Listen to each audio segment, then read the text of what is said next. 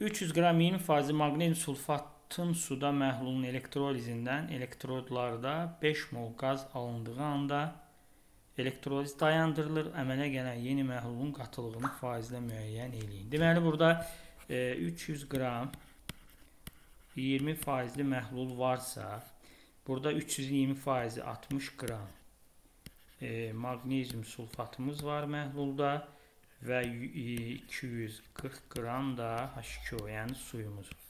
Biz də bilirik ki, maqnezium sulfat tuzunun suda məhlulun elektrolizində yalnız su parçalanır və buradan hidrogen və oksigen alınır. 2 mol burada, 2 mol burada.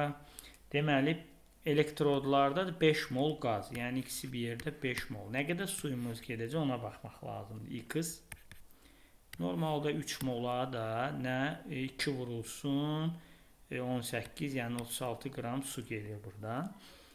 Buradan X-i tapmaq lazımdır. X bərabər nə qədər su elektroliz uğrayacaq? 3 buradadır. 36 vurulsun 5. Bu da eləyəcək 60 qram.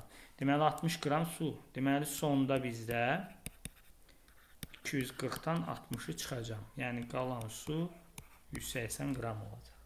Deməli biz burada yeni məhlulun kütləsi omeqasını tapanda 60 qramdır, bölünsün.